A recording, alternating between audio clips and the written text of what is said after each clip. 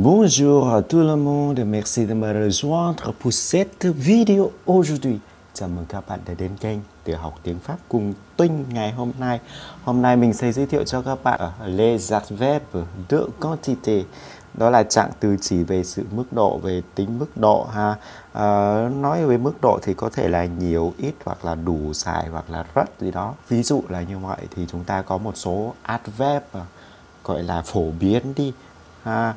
Ở đây thì có một số ví dụ như là peu, chút ít này, assez là đủ này, beaucoup là nhiều này. Các bạn rất là thú vị với lại cái từ beaucoup.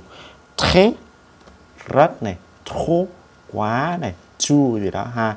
Ví dụ là tôi ăn quá nhiều beurre, je mange trop de beurre thì chúng ta thêm từ de beurre là danh từ ha. Plus thì là nhiều hơn, moins là ít hơn. Nó bổ sung ý nghĩa cho là cái động từ này, cho tính từ, thậm chí là cho trạng từ nữa, bổ sung cho nhau. Trạng từ bổ sung cho trạng từ bổ sung cho danh từ thì chúng ta thêm cái préposition de, thêm giấy từ de cho mình. Thì chúng ta sẽ biết được đó là adverb de quantité. Đầu tiên đó là bổ sung ý nghĩa cho cái động từ nó như thế nào. Ví dụ ở trong câu Elle parle beaucoup. Bà ta nói nhiều, nó nói nhiều, cô ấy nói nhiều, con này nói nhiều. Thì chúng ta có thể nói là Elle parle beaucoup. Beaucoup ở đây là nhiều, nó bổ sung ý nghĩa cho cái động từ parler. Voilà. Elle parle beaucoup. Deux. Il marche peu. Họ đi bộ làm sao ít, tức là họ không có đi bộ nhiều. Il ne marche pas beaucoup thì mình có thể nói là il marche peu. Tranh nghĩa cái từ peu là từ beaucoup. Đó, vậy thôi. Họ đi bộ ít. Il marche peu. Peu bổ sung ý nghĩa cho động từ marcher. Voilà. Đó, bổ sung ý nghĩa cho adverb. Adjective thì nó như thế nào? Bổ sung ý nghĩa cho adjective thì nó như thế nào? Chúng ta có cái ví dụ này. Belle, tu es si belle. Đẹp thật cho, em đẹp quá, em xinh thật. Từ si, đó là cái adverb bổ sung ý nghĩa cho. Đó là từ si bổ sung ý nghĩa cho tính từ belle. Thì chúng ta có là belle, tu es si belle. Đẹp, em đẹp quá. Deux. Il est assez sympa. Cái từ assez có nghĩa là khá.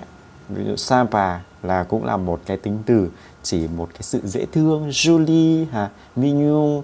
Thì chúng ta có thể nói là il est assez sympa. Thì có nghĩa là anh ta khá là dễ thương. Il est assez sympa. Et voilà. Nó bổ sung ý nghĩa cho chính cái trạng từ nữa các bạn. Đó, adverb. Vậy thì chúng ta có ví dụ này thì sẽ hiểu hơn. Elle parle très beaucoup. Hồi nãy là mình nói là elle parle beaucoup đúng không? Beaucoup đó là một cái adverb nó bổ sung cho cái động từ parler. Còn bây giờ có thêm cái từ très nữa. Elle parle très beaucoup. Cô ấy nói rất là nhiều luôn. Trời ơi, cô ấy nói nhiều thì đỡ. Bây giờ cô ấy nói rất là nhiều luôn. Thì chúng ta có thể nói là elle parle très beaucoup. Voilà. Deux. Il marche trop peu. Trời ơi, họ đi bộ ít quá. Cái từ ít quá, cái từ quá đấy, cái từ trop, peu là ít này, trop là quá, ít quá.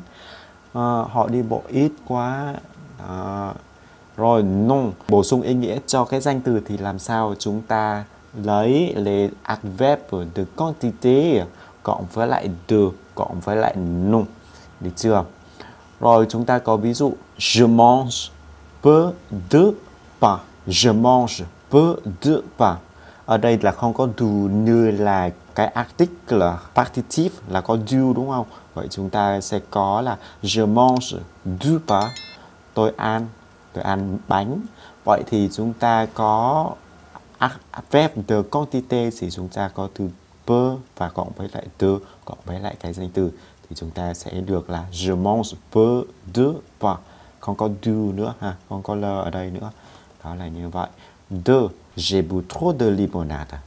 Tôi uống quá nhiều nước chanh. Tôi đã uống quá nhiều nước chanh. Quá khứ. J'ai moins d'argent de poche. J'ai moins d'argent de poche. Tôi còn có ít gì? Ít tiền để mà tiêu vặt. Đó.